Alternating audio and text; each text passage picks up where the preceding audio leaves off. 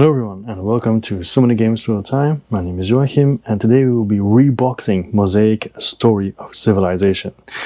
Now first of all, my box has a little bit of lift, something like this, because I have the XL player boards in the Colossus edition box.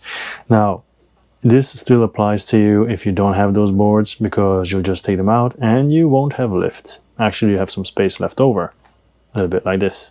So let's do what I usually do. I'm going to take everything out and then I'm going to put everything back in. Okay, so I'll take this out. Boom. So first off, you have the reference cards and the manuals on top. Why are these on top? Because I wanted to have as many of the player boards in here as possible, and I'll explain why. So this is just all the reference cards, the two manuals and the solo manual that is on top. Those are on top.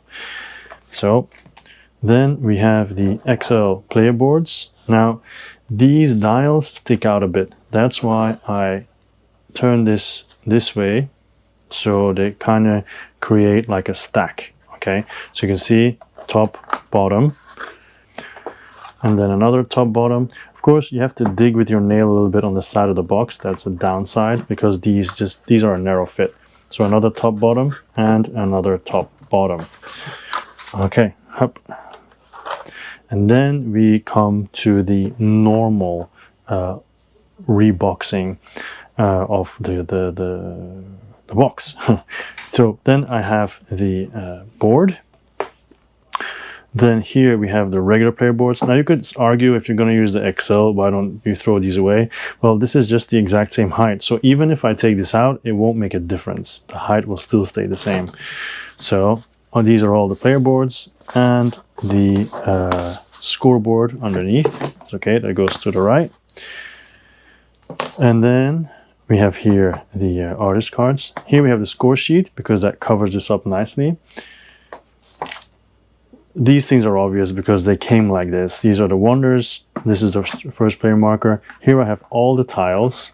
So the golden age, the achievement tiles, basically everything with this size, that's a tile.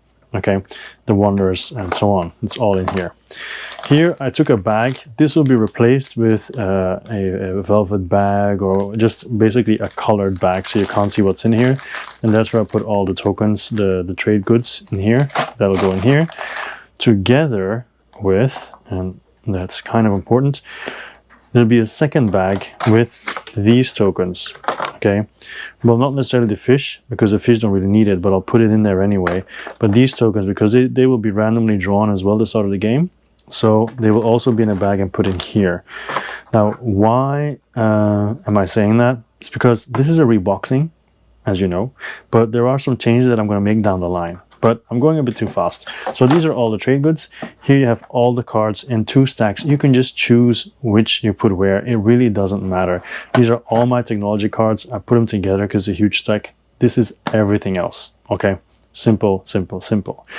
So then what is in here, although it is quite temporary, before I do that, I'm going to take this out. Yep. And these boxes just have the basic stuff. They have the miniatures, so the population, the military units, and the buildings of each color. Now, you have this box here, right? This little bag with all the cubes. You could put them in the box, but then good luck finding them every time you play a game. So my solution is going to be, I'm going to get 6 little baggies and put these in a different baggie and put it in the box.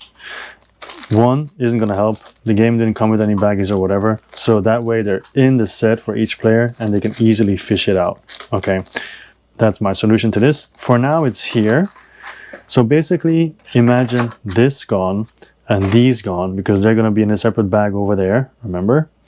And then you can divide the money into 2 parts, which means the 2 highest currencies in one, the 2 lower currencies in the other.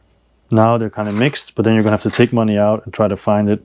It's going to be easier if they're like nicely separated. And then the rest is fairly easy. This is a mix of 5 and 1 stone, a mix of 5 and 1 stone, and a mix of 1 and 5 over here because of the knowledge is it, I think. Forgot the naming, the name correctly. Here's the food, 1 food, 5 food, same thing here. Because you put it on one edge of the board and this on the other edge so people can reach it easily, okay? And also when you repackage it, make sure that these two are in the middle because this is where your leader cards go. And that's basically it. Now in the regular version, if you don't have the XL boards, you're going to have a little bit of space left. Potentially you could put some of the cardboard underneath that you've used, the punch boards, right, to lift it up a bit. But I don't think in this case it's necessary because, I mean, even if you lug it around, I think everything will be it will stay roughly in place. So yeah, once again, the resources you see here, right? These tokens, which are the trade tokens, not the trade tokens, these tokens, right? And the fish, they will go in a separate bag. These cubes will go in smaller bags that I'll put in here, and then the coins will be in 2 different parts, so it's easier to take them. So the leaders go on top, simple.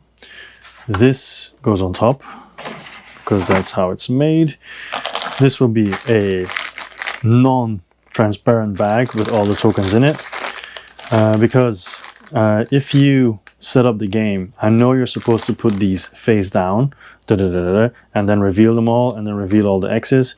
If this is in a bag, you can just draw 1 by 1, and then if it's an X, put it on the side, and then it's much easier. You do it in 1 go and not in 2 goes, basically.